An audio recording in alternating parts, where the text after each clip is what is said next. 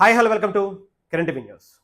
June 2వ తారీఖు తెలంగాణ ఆవిర్భావ దినోత్సవం సందర్భంగా జనసేన పార్టీ అధినేత ఆంధ్రప్రదేశ్ డిప్యూటీ సీఎం తెలంగాణలో ఒక భారీ బహిరంగ సభ ఏర్పాటు చేస్తున్నట్టుగా తెలుస్తోంది.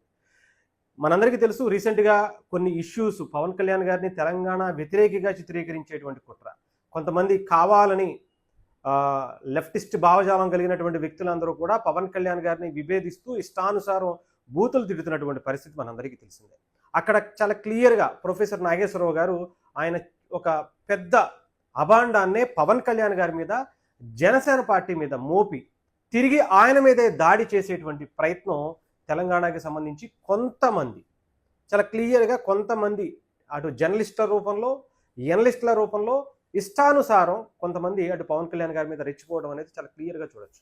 అక్కడ డ్యామేజ్ అంటే చెయ్యాలనేటువంటి కుట్ర పవన్ కళ్యాణ్ గారి మీద చేసి, జనసేన మీద చేసి, ఆయన్ని ఒక దుర్మార్గుడి కింద చిత్రీకరించేటువంటి ప్రయత్నం చేసి మళ్ళీ ఆయన మీదే ప్రతిదాడి చేస్తూ, ఆయన ఇంకా చాలా గౌరవంగా మేము ఎక్కడ అరెస్టులు చేయము, ఎవరు కూడా కేసులు కాదు, ఇంకొకటి కాదు, ఏవి పెట్టడానికి వీల్లేదని పవన్ కళ్యాణ్ గారు ఓపెన్ స్టేట్మెంట్ ఇచ్చారు.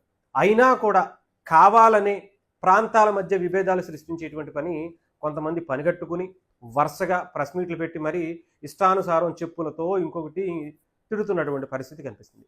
ఈ నాటకీయ పరిణామాల మధ్య పవన్ కళ్యాణ్ గారు తెలంగాణలో తెలంగాణ ఆవిర్భావ దినోత్సవం రోజు జరగబోయేటువంటి జన సైనికులందరితో ఆత్మీయ సమావేశం, ఒక బహిరంగ సభ కూడా అనుకుంటున్నారు. అక్కడ ఏం మాట్లాడబోతున్నారు, ఏం చేయబోతున్నారు, ఏం ప్రకటన చేయబోతున్నారు, అలాగే తెలంగాణ జనసేన పార్టీకి ఏం సందేశం ఇవ్వబోతున్నారు, ఇవన్నీ కూడా అందరినీ కూడా ప్రజెంట్ ఏం చేయబోతున్నారు అనేది కొంత ఇంట్రెస్టింగ్గా ఉన్నటువంటి పరిస్థితి అయితే కనిపిస్తుంది.